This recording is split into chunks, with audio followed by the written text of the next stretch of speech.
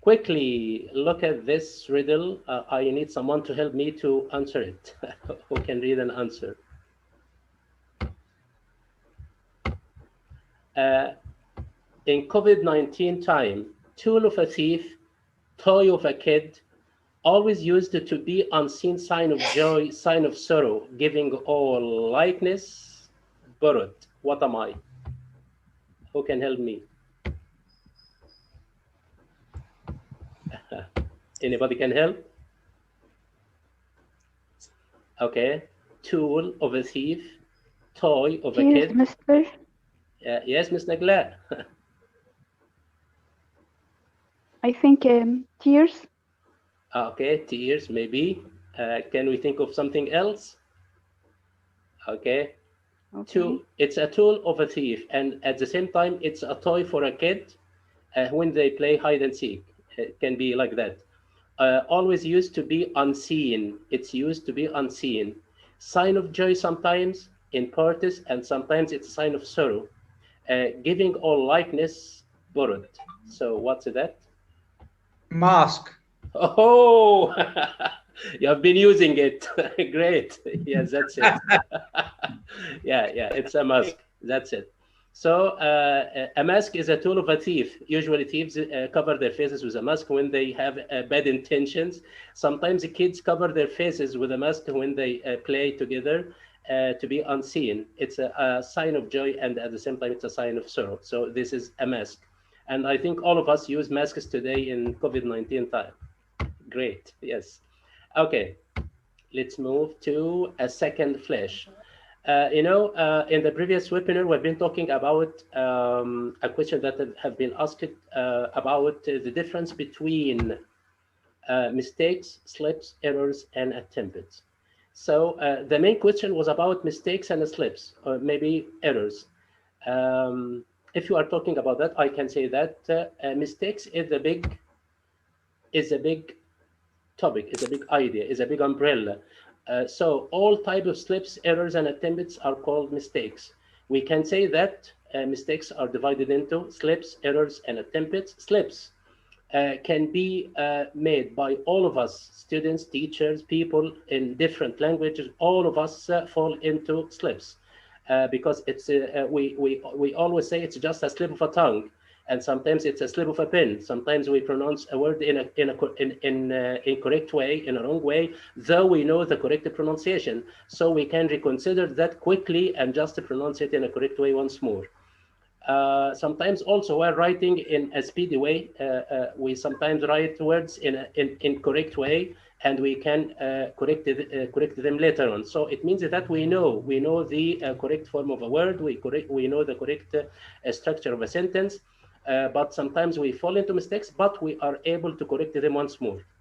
But when we talk about errors are types of mistakes that cannot be understood, cannot be corrected by the person himself because he lacks the information. He lacks the correct form of the sentence, of the form, or of the situation he's using the language in. Because he lacks the information, so he makes that mistake. Attempts are anxious language use. I can say curious.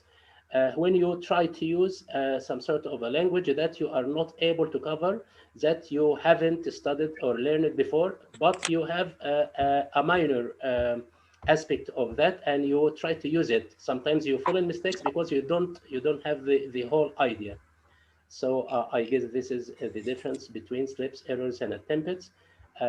If anybody would like to add any piece of information, I'm happy to receive that.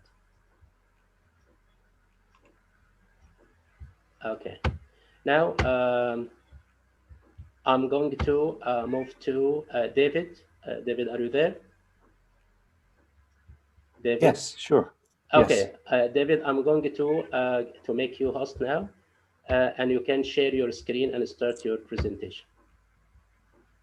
Okay, great. Okay. Hello, everyone. And of course, I am not Thai. I am not a Thai nationality, but I have been living in Thailand for the past 12 years. And if if any of you keep up with any of the global news, I'm glad to not be in the United States right now.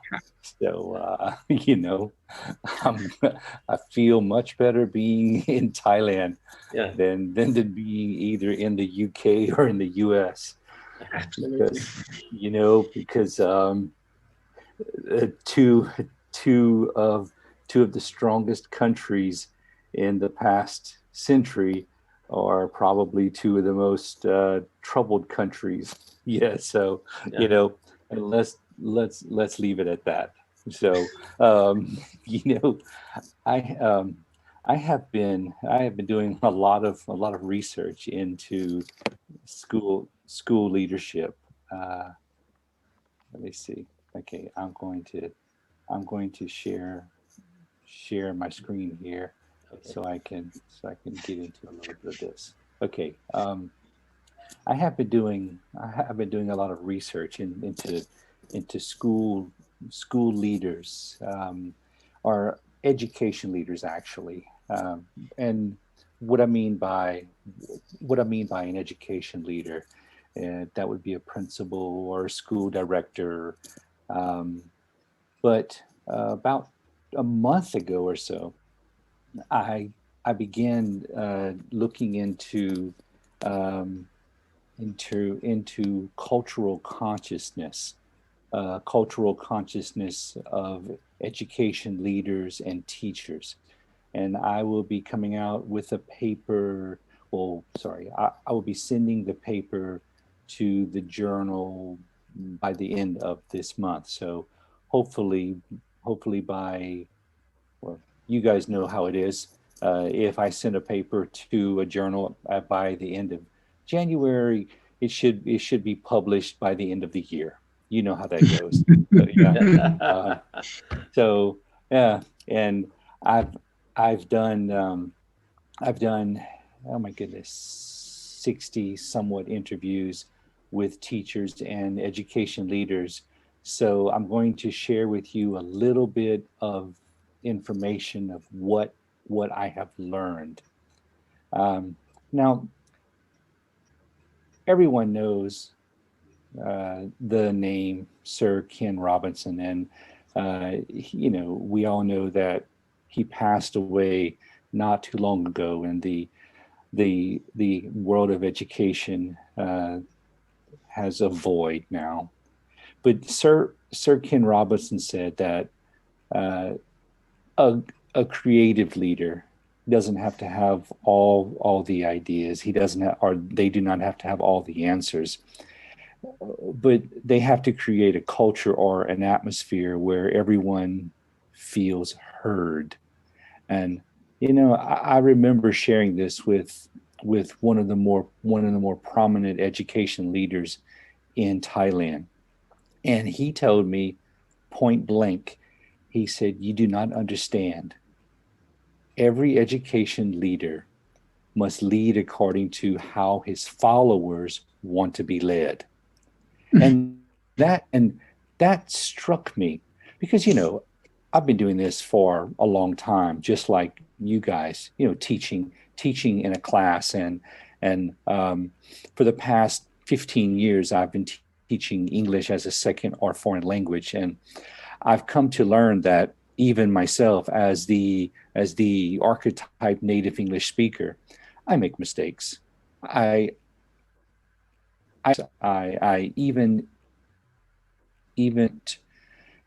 to write, especially writing. My goodness, all the time.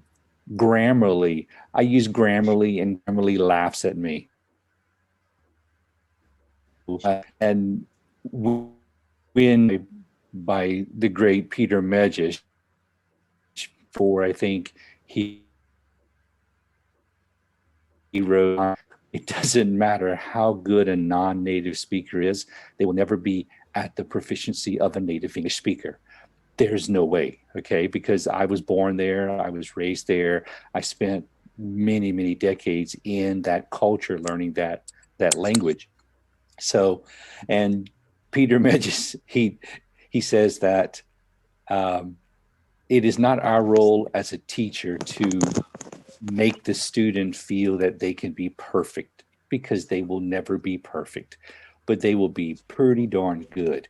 And that's what I learned as a teacher. As a teacher, I create a culture within my class to where if a student has an idea of how they want to learn English, I tell them go for it. But the point is, I always make them feel valued. When they make mistakes, it doesn't matter, my goodness.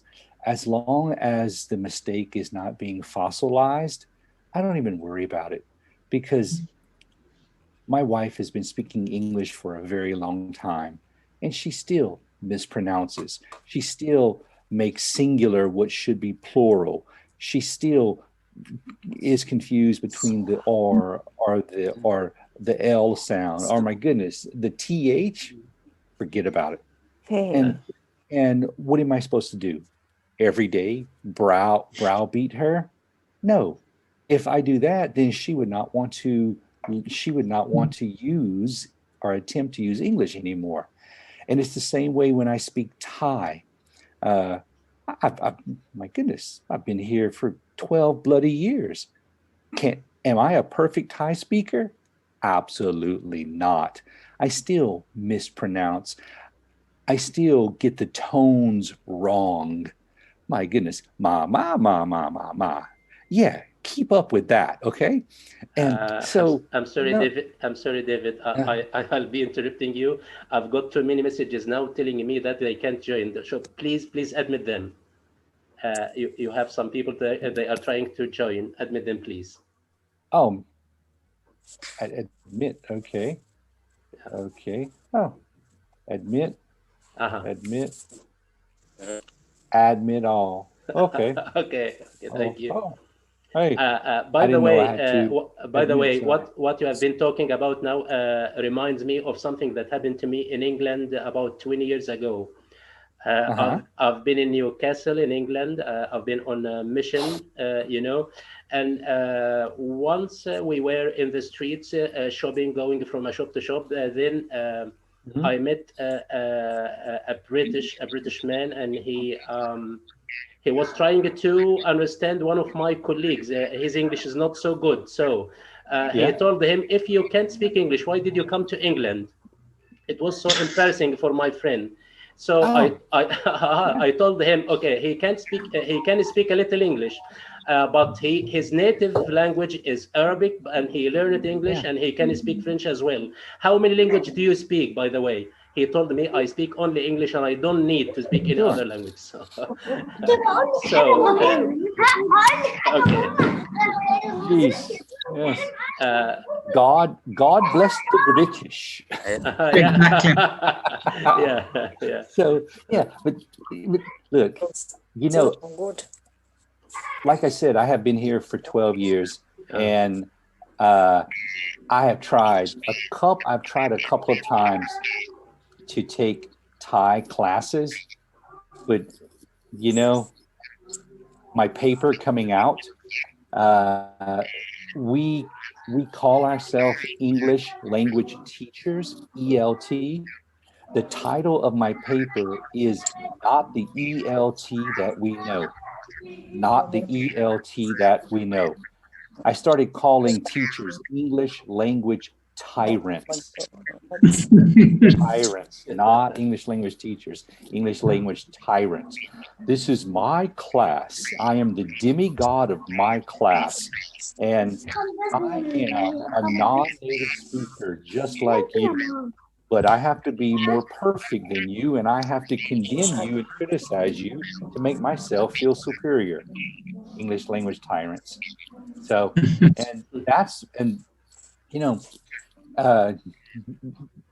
these comments I am making, okay, they're mostly tongue in cheek, but they are based on research. And research, Richard's what, from 2015, Richard said that research is theoretical, but it must be equally practical. So the research that I've done, I've looked a lot into positive school culture and of course ELT, SLA, and teacher knowledge and education. In my introduction, I feel so foolish.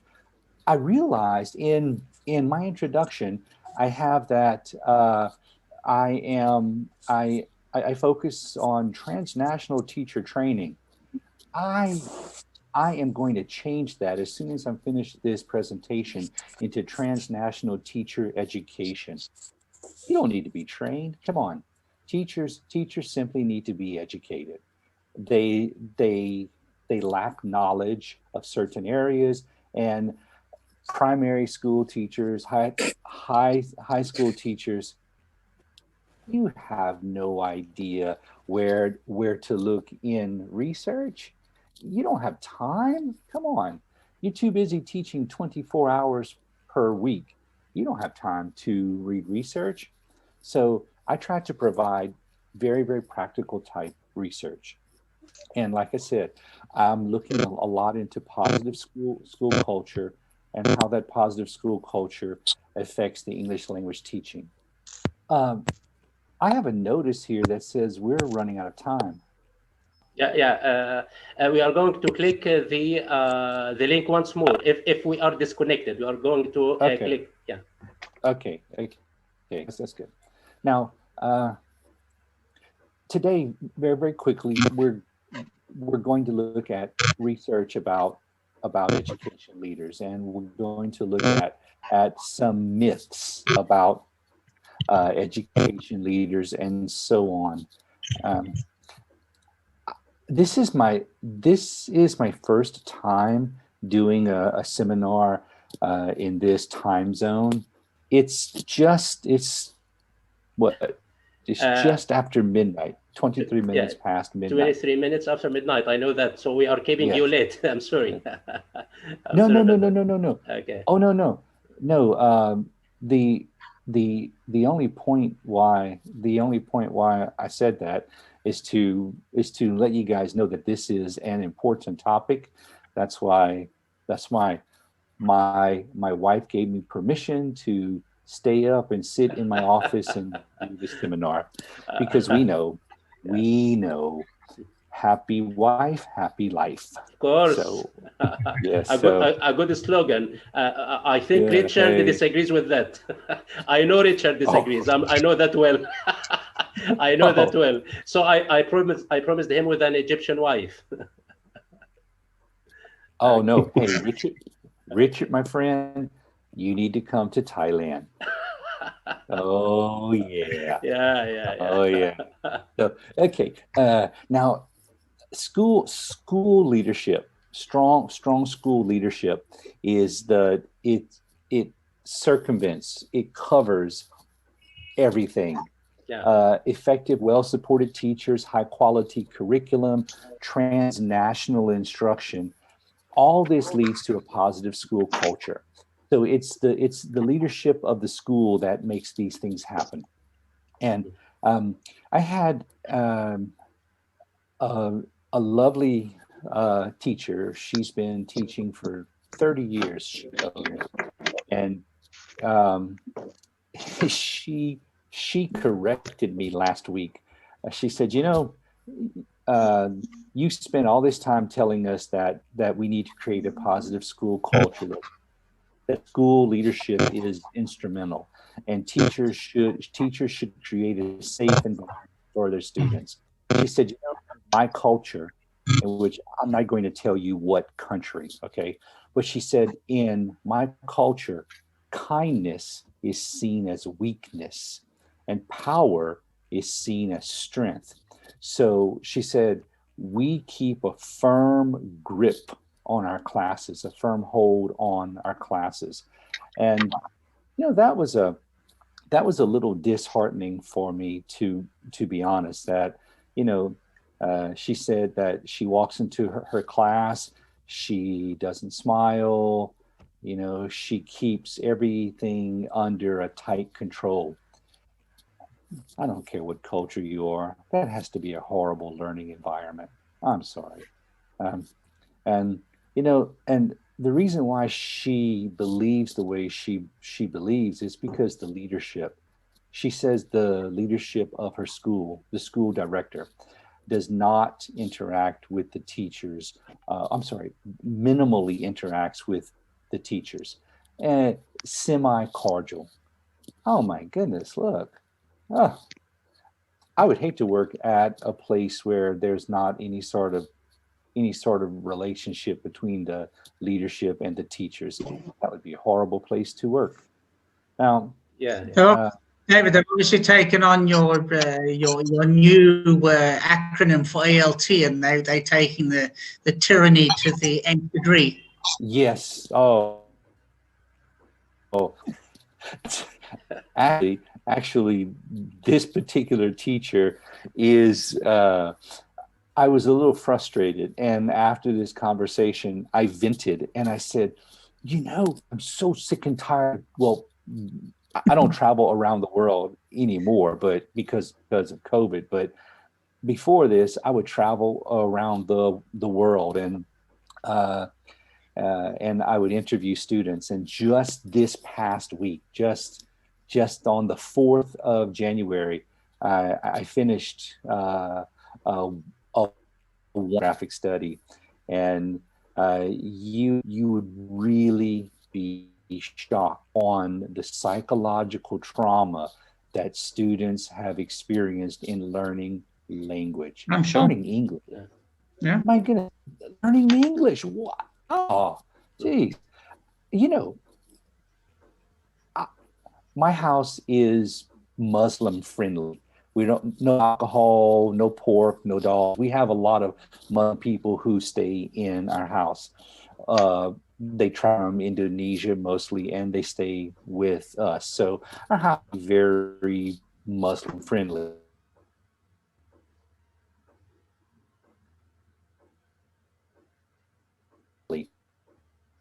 I was venting about how how the English language, the English language tyrants are blah blah.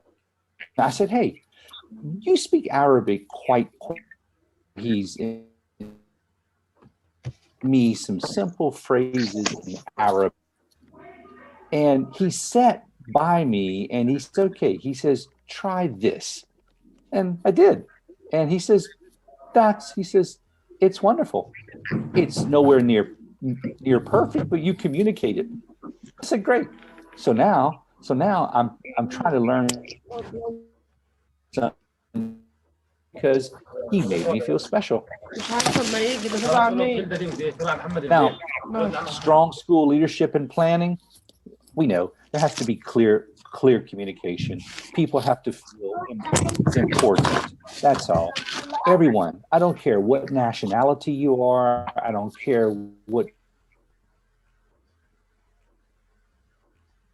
culture you, what your country or us. Look, everyone has to feel important. Thailand has some issues with females and children. Thailand is a patriarchal society, so women tend to be second class, and children still tend to be some sort of chattel. And look, we have to get over these cultural faux pas if we want our children to be successful in a global economy. And if we teach English is a universal language. We shouldn't let our own personal issues stop our students from learning. And that is the responsibility of the school leadership. So, hey, it looks like we are about to drop here. You said once we cut off, we just go right back to the link and sign on again. Yeah. When we are cut, just click on the link once more, and we are going to rejoin. That's it. Okay. That's good. Hey, I apologize for stepping on anyone's toes, saying that teachers should create a comfortable learning environment, and school leaders should be positive, and students should be comfortable in learning. I hope I'm not offending anyone. So no. Just letting you know. No. That's good. Okay, because oftentimes when I say things like that, I get nasty responses. No. So, okay, look, effective, well supported teachers. We know teachers need to understand more modern ways of teaching, ways of teaching that can help their students be productive global citizens, and that's the responsibility of the school leadership. Now, there are some ideas that have taken place over the past 2 or 3 decades in English language teaching, and we have different techniques. And I don't use one particular technique.